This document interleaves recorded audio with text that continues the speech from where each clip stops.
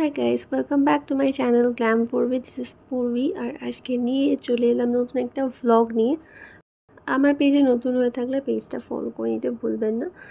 আজকে আমরা যেতে চলেছি মৌসুনি আইল্যান্ড। তার জন্যই ফার্স্টে প্রিপারেশন আমরা অনেক কিছু কিনে নিয়েছি। ফার্স্টে কেকস, বিস্কিট, চিপসের প্যাকেটস এই সব কিছু কিনে নিয়ে আমরা একদম বাইক রাইড করে মৌসুনি আইল্যান্ড চলে এসেছি। আর মৌসুনি আইল্যান্ড আসতে হলে ফার্স্টেই বাইকে করে ঘাট অবধি এসে দেন ওখান থেকে নৌকাতে করে বাইকটাকে তুলে ক্রস করাতে হবে। তো ডমিনার বাইকটা অনেকটাই ভারী ছিল আর বেশ কষ্ট হয়েছে, তো বাইক নিয়ে যাওয়াটা একটু প্রেফারেবল নয়। তো যাই হোক, আমরা মৌসুনি আইল্যান্ডের এই ক্যাম্পটাতে চলে এসেছি। এই ক্যাম্পটা সত্যিই খুব সুন্দর। আসতেই আমাদের ওয়েলকাম ড্রিঙ্ক ডাব দিয়ে ওয়েলকাম করা হয়েছে।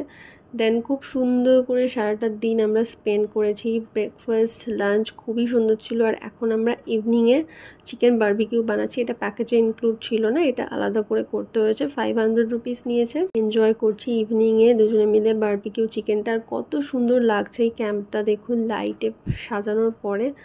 তো অপূর্ব সুন্দর ছিল এক্সপিরিয়েন্সটা। আমরা মৌসুনি আইল্যান্ড ফার্স্ট গেলাম। আর এখানে ইভিনিংয়ে বিচের সামনেটা খুবই সুন্দর।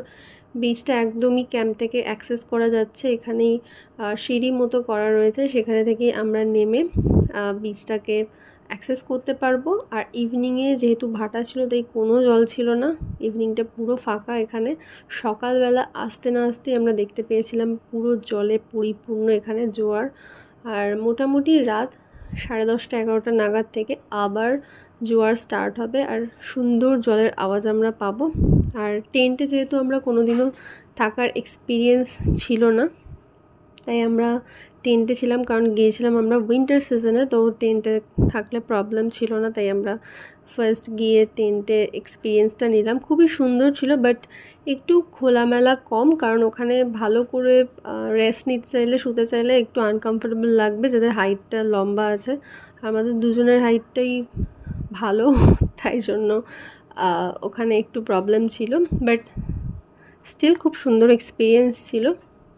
আমরা ইভিনিংটা খুব ভালো করে কাটিয়েছি। আর এখন নেক্সট ডে আমাদের বেরিয়ে যাওয়ার পালা।